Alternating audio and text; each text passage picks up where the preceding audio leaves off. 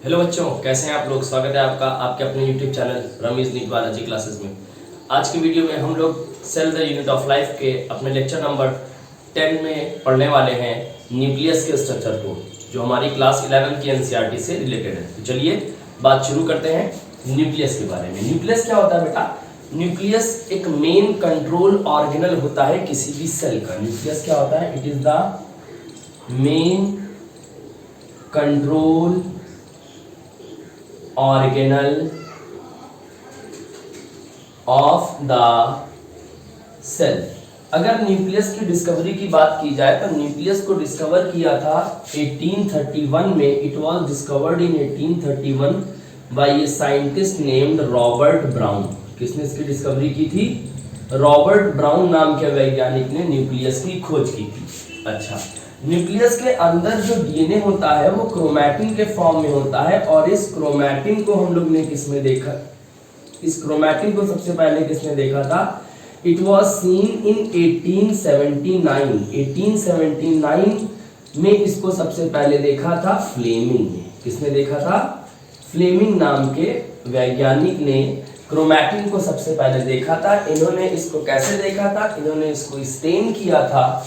किससे? Basophilic dice से। Staining, after staining with the basophilic dice basophilic dice, जिसको हमारी आंसर है बेसिक डाइस। क्यों? क्योंकि ये बेसोफिलिक डाइस क्या होते हैं? These are basic in nature. अच्छा, अब अगर न्यूक्लियस के काउंट की बात करेंगे तो यूजुअली क्या होता है, एक सेल के अंदर एक न्यूक्लियस पाया जाता है। लेकिन कभी कभी ऐसी भी कंडीशंस आती हैं कि जहां पर एक से ज्यादा न्यूक्लियस हो सकते हैं। जैसे 2 न्यूक्लियस हो सकते हैं, 2 से अधिक न्यूक्लियस हो सकते हैं। और ऐसी भी कंडीशंस हो सकती हैं जहां पर एक सेल के अंदर न्यूक्लियस ही ना हो। ठीक है, यानी न्यूक्लियस एब्सेंट भी हो सकता है। तो अगर काउंट की बात करते हैं तो काउंट के मामले में यूजुअली क्या होता है, आमतौर से ऐसा देखा जाता है देयर इज 1 न्यूक्लियस पर सेल। लेकिन अगर बात करते हैं हम लोग किसकी? अगर हम लोग बात करते हैं पैरामीशियम की, अगर किसकी बात करें, पैरामीशियम की बात करते हैं, तो it shows by nucleated condition. ये कैसा होता है? ये बाई न्यूक्लिएटेड होता है, यानी कि यहाँ पर 2 न्यूक्लियस होते हैं एक सेल के अंदर। अच्छा, वहीं पे अगर हम लोग बात करें बच्चों ओपेलाइना की, अगर हम लोग इसकी बात करें, if we talk about the Opalina, तो ओपेलाइना जो होता है ये मल्टी न्यूक्लिएटेड कंडीशन शो करता है। ये कैसी कंडीशन शो करता है? मल्टी न्यूक्लिएटेड कंडीशन शो करता है, यानी कि यहाँ पर 2 से अधिक यानी कई सारे न्यूक्लियस यहाँ पर होते हैं। अच्छा, ऐसी भी कंडीशन है जहां पर न्यूक्लियस एब्सेंट होता है। तो ऐसी कंडीशन जहां पर न्यूक्लियस एब्सेंट है, इस ऐसी कंडीशन को हम लोग ई न्यूक्लिएटेड कंडीशन या ए न्यूक्लिएटेड कंडीशन या नॉन न्यूक्लिएटेड कंडीशन बोल सकते हैं। तो ई न्यूक्लिएटेड सेल्स कौन कौन से होते हैं जो हम लोगों को हमेशा याद रखने हैं? They are red blood corpuscles यानी आरबीसीज, और इसके साथ साथ कौन से हो सकते हैं? RBCs and sieve tubes. RBCs and sieve tubes. Sieve tubes plant में मिलते हैं। ठीक है, तो आरबीसीज और सीव ट्यूब्स जो होते हैं ये क्या शो करते हैं? ये शो करते हैं ई न्यूक्लिएटेड कंडीशन। क्या शो करते हैं बच्चों? ये इन सेल्स में न्यूक्लियस नहीं होता है। अच्छा, अब अगर हम लोग न्यूक्लियस के स्ट्रक्चर को देखते हैं तो न्यूक्लियस के स्ट्रक्चर में 4 मेन चीजें देखने में मिलती हैं। ये 4 मेन चीजें क्या है? यहाँ पर सबसे पहले तो न्यूक्लियर इन्वेलप देखने को मिल सकता है, न्यूक्लियर इन्वेलप होता है। दूसरी चीज, इसके अंदर भरा हुआ जो फ्लूइड मटेरियल है जिसको हम लोग न्यूक्लियोप्लाज्म कह सकते हैं, ये मिलता है। उसके साथ साथ यहाँ पर न्यूक्लियोलस मिलता है। यहाँ पर क्या होता है? न्यूक्लियोलस होता है। और यहाँ पर क्या हो सकता है? क्रोमैटिन होता है। क्या होता है? क्रोमैटिन होता है। तो चलिए देखने की कोशिश करते हैं इन चारों स्ट्रक्चर को with the help of A diagram. तो देखते हैं, अगर हम लोग ड्रॉ करें यहाँ पर तो देखिए यहाँ पर सबसे पहले न्यूक्लियर इन्वेलप। न्यूक्लियर इन्वेलप अपने आप में 2 मेम्ब्रेन से मिलकर के बनता है। यहाँ पर एक आउटर मेम्ब्रेन होती है और एक इनर मेम्ब्रेन होती है। तो ये देखिए, ये मैं एक मेम्ब्रेन, ये मैंने कौन सी बनाई, this is the outer membrane, ये मैं एक आउटर मेम्ब्रेन बना देता हूं, ठीक है। और इसके साथ साथ मैंने क्या बना दी, ये देख सकते हैं आप, मैंने क्या बना दिया यहाँ पर, ये मैंने इनर मेम्ब्रेन बना दी। बात समझिएगा, ये मैंने इनर मेम्ब्रेन बना दी। ऐसा नहीं होता है कि ये आउटर और इनर मेम्ब्रेन कॉन्टिन्यूअस हो। ये आउटर और इनर मेम्ब्रेन कैसी होती हैं बेटा, बेसिकली ये थोड़ी थोड़ी दूर पर आपस में फ्यूज कर जाती हैं और क्या बना देती हैं, ये पोर्स बना देती हैं। तो जैसे ये आउटर मेम्ब्रेन है और ये इनर मेम्ब्रेन, ये दोनों आपस में फ्यूज कर गई। ये देखिए आउटर और इनर आपस में फ्यूज कर गई। और जब ये आउटर और इनर मेम्ब्रेन क्या होती हैं, आपस में फ्यूज कर जाती हैं, तो उस कंडीशन में इसको हम लोग क्या बोलते हैं, यहाँ पर जो स्ट्रक्चर्स बन जाता है इसको हम लोग कहते हैं न्यूक्लियर पोर। तो चलिए मैं लेबल कर देता हूं पहले। This is the outer membrane, ये हमारा आउटर मेम्ब्रेन बन गया। उसके बाद ये मैंने क्या बना दिया यहाँ पर, inner membrane. This is the inner membrane. इस आउटर और इनर मेम्ब्रेन के बीच में एक स्पेस होता है। ये जो आउटर और इनर मेम्ब्रेन है इसके बीच में क्या होता है, एक स्पेस होता है। और इस स्पेस को हम लोग कहते हैं, ये जो इनके बीच में जो स्पेस है, इस स्पेस को बच्चों हम लोग कहेंगे पेरी न्यूक्लियर स्पेस। इस स्पेस को क्या बोला जाएगा, this space is known as peri nuclear space. और ये पेरी न्यूक्लियर स्पेस कितना होता है, ये 10 to 50 नैनोमीटर्स तक हो सकता है। ये कितना हो सकता है, 10 to 50 नैनोमीटर्स का ये स्पेस होता है। अच्छा, और ये क्या बन गया है यहाँ पर, this is the nuclear pore. ये मैंने क्या बना दिया, ये मैंने बना दिया है यहाँ पर न्यूक्लियर पोर। और ये न्यूक्लियर पोर कैसे बना है, it is formed by the fusion of membranes. Membrane के फ्यूज करने से ये बना है। It is formed by the fusion of membranes, यानी आउटर और इनर मेम्ब्रेन जब फ्यूज करती है तो क्या बन जाता है, न्यूक्लियर पोर बन जाता है। और न्यूक्लियर पोर का काम क्या होता है, it is involve in the passage of, ये किसका पैसेज करते हैं, आरएनए एंड प्रोटीन। आरएनए और प्रोटीन के पैसेज के लिए क्या दिए होते हैं, न्यूक्लियर पोर होता है।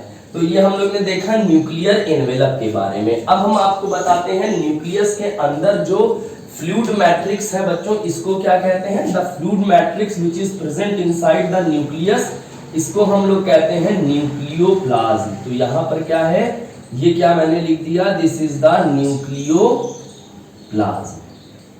न्यूक्लियोप्लाज्म क्या है, न्यूक्लियोप्लाज्म की अगर बात करेंगे तो न्यूक्लियोप्लाज्म क्या होता है, it is the fluid which is present inside the nucleus. ये क्या है, it is fluid inside the nucleus. अब इस न्यूक्लियोप्लाज्म के अंदर क्या होता है, एक नॉन मेम्ब्रेनस स्ट्रक्चर भी मिलता है, या मैं बोल दूं यहाँ पर एक नॉन मेम्ब्रेनस स्ट्रक्चर मिलता है जिसको हम लोग कहते हैं न्यूक्लियोलस।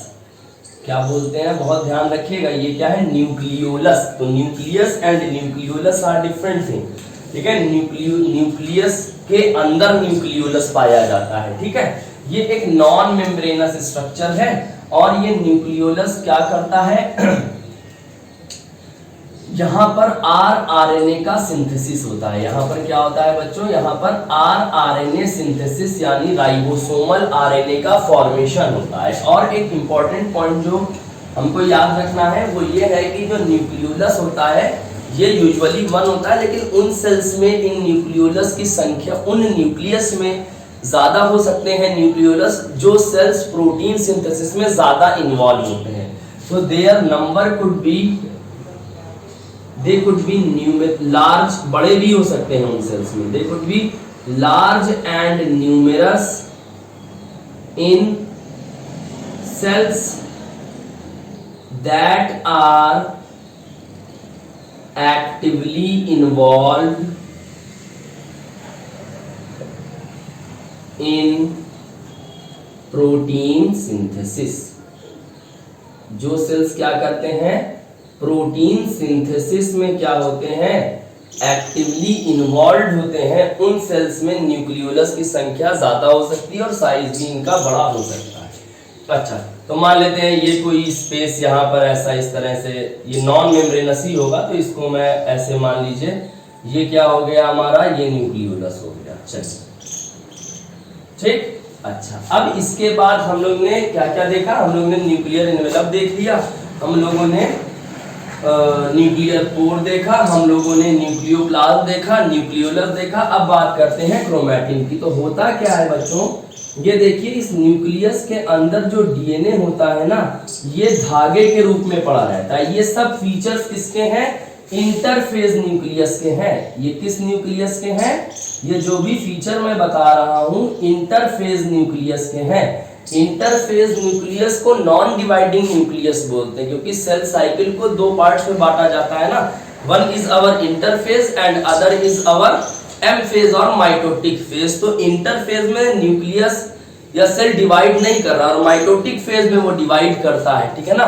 तो हम लोग उस स्टेज में देख रहे हैं जहां पर न्यूक्लियस का डिवीजन नहीं हो रहा है, वहां पर हम लोग बात कर रहे हैं। तो हम लोग ये बेसिकली जो भी फीचर्स पढ़ रहे हैं इंटरफेज न्यूक्लियस के पढ़ रहे हैं, यानी कि नॉन डिवाइडिंग न्यूक्लियस। तो ये इसके अंदर ये जो धागेनुमा संरचनाएं हैं, इसको हम लोग क्या कह देते हैं, इसको हम लोग कह देते हैं क्रोमैटिन। ये क्या हो गया, देखिए दिस इज द क्रोमैटिन, या इसको आप क्रोमैटिन फाइबर कह सकते हैं। और इसी को किससे रंगा था फ्लेमिंग ने, उन्होंने स्टेन किया था बेसोफिलिक डाइस यानी बेसिक डाइस से। अच्छा, अब आगे बढ़ते हैं और कुछ चीजों को समझने की कोशिश करते हैं। तो चलिए हम लोग बात करते हैं किसकी, हम लोग बात करते हैं क्रोमैटिन की। चलिए तो क्रोमैटिन में बेसिकली क्या होता है, ये जो क्रोमैटिन होता है हमारा, ये मैं हटा दे रहा हूं यहां से।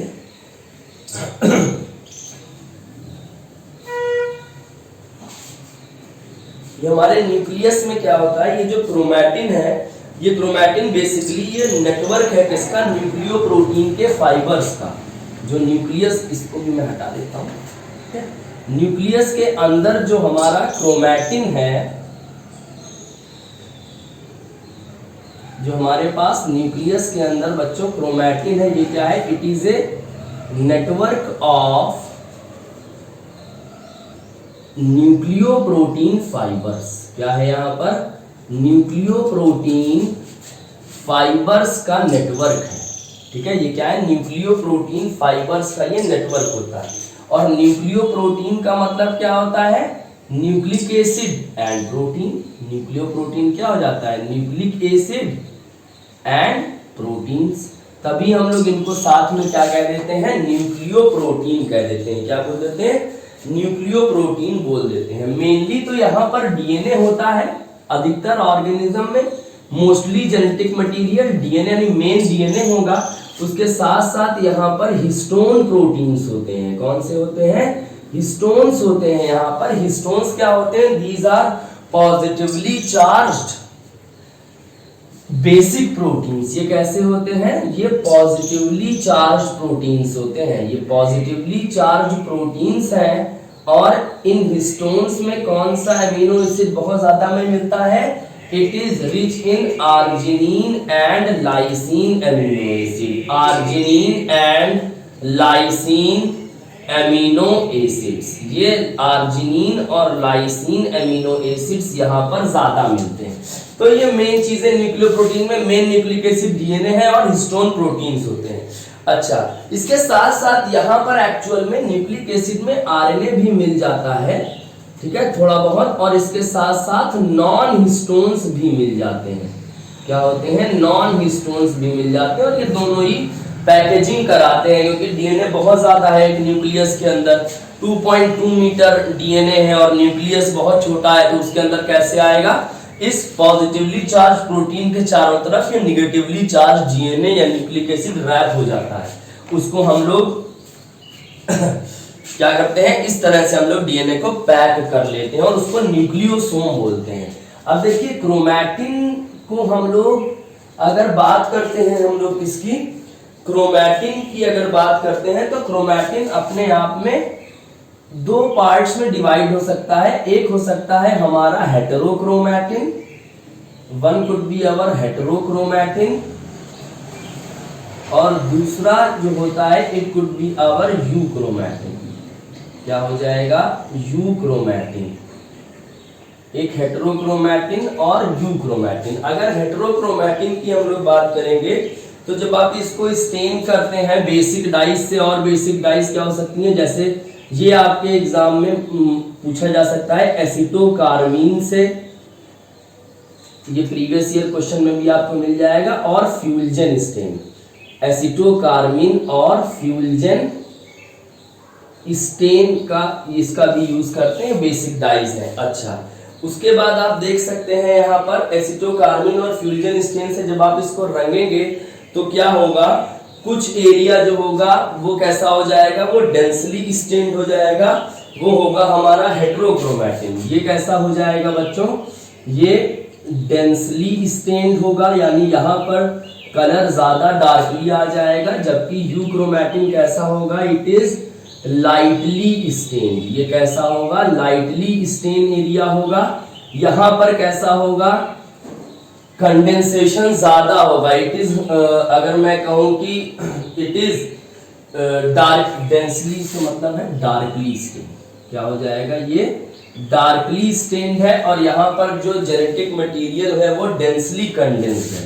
कैसा है, डेंसली कंडेंस्ड, कैसा हो जाएगा, डेंसली कंडेंस्ड। और यहाँ पर जो डीएनए वगैरह है वो लूजली कंडेंस्ड है। कैसा है, लूजली कंडेंस्ड है। अच्छा, और जो हमारा हेटेरोक्रोमैटिन है ये ट्रांसक्रिप्शनली क्या होता है, इनएक्टिव होता है। ये कैसा होता है, दिस इज ट्रांसक्रिप्शनली इनएक्टिव। ये बहुत इंपॉर्टेंट बात है, क्लास 12 की एनसीईआरटी में भी दी हुई है ये बातें। और हमारा यूक्रोमैटिन जो है इट इज ट्रांसक्रिप्शनली, यानी ये वाला पार्ट जो होगा क्रोमैटिन का वो ट्रांसक्रिप्शन कराएगा, यानी इट इज ट्रांसक्रिप्शनली एक्टिव। तो मैंने क्या कहा, क्रोमैटिन जो है इसको जब आप स्टेन करेंगे, ठीक है, जैसे फ्यूल्जन स्टेन से या फिर मैंने लिखा एसिटोकार्मीन से, तो आपको दो रीजन्स मिलेंगे। कुछ जगहों पर तो कलर बहुत डार्क हो जाएगा, कहीं पर कलर ज्यादा डार्क नहीं होगा।